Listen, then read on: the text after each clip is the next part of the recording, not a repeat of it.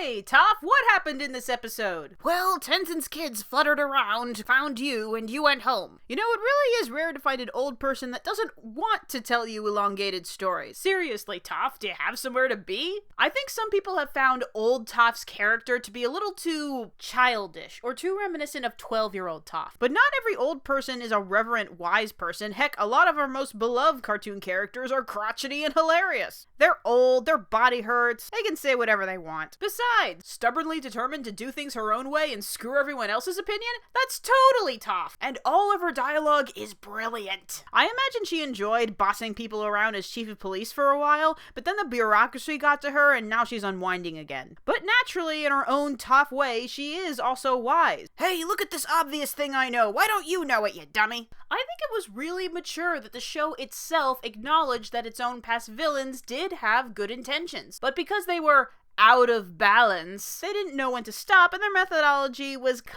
of terrible and self-defeated their entire cause. Absolutely no relation to any sort of current event taking place on the internet. Meanwhile, we got to see the Tenzin spawn go on their own adventure. Because Jinora has gone through her own arc in previous seasons, this focused more on Ikki and Meelo, which is exactly what I was looking forward to, and it was halfway? Despite 3 years' time, it doesn't really seem like these two have changed that much, though Ikki might be slightly less hyper. The major problem was definitely Meelo, because right now, he is not a character, he's a quipper. His job was to say lines that somebody in the writing room thought qualified as comedy. Hey, this character is completely self-centered. Let's laugh at how they disregard the feelings of others. But even during the one genuine characterizing moment Meelo had when he was flirting with who is easily the most adorable girl in the Earth Kingdom, was marred because he followed it by snarking at Ikki for talking to him. Okay, Ikki did tease him then, and I get that he's trying to prove himself and compensating for being the youngest. That much is true. It's just that he says and does so many needlessly antagonizing things. Ikki, this is all your fault. What? I didn't do anything. Exactly. You need to start pulling your weight. We don't need your food. Where's all the food Mom gave us? I threw it in the river. Yeah, keep it down, Ikki.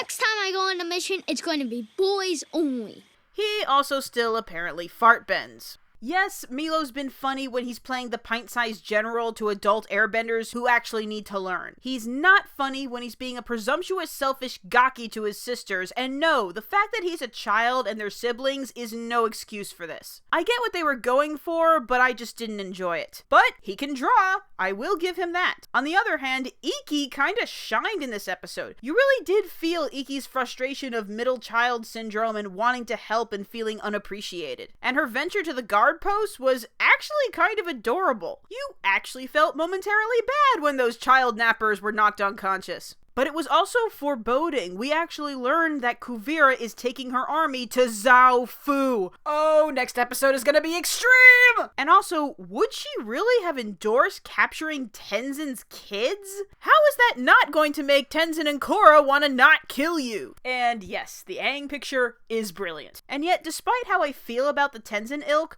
when you realize that Korra hasn't seen them in 3 years or anyone familiar in 6 months, when they finally found Korra, it was really sweet. And this emotional connection finally motivates her. She stops fighting battles that are already over and sheds the last of the poison in her system. Well, that was a little abrupt, but okay. Next time, tear-jerking reunions and the invasion of Zhao Fu. Seriously, Toph, you gonna sit that out?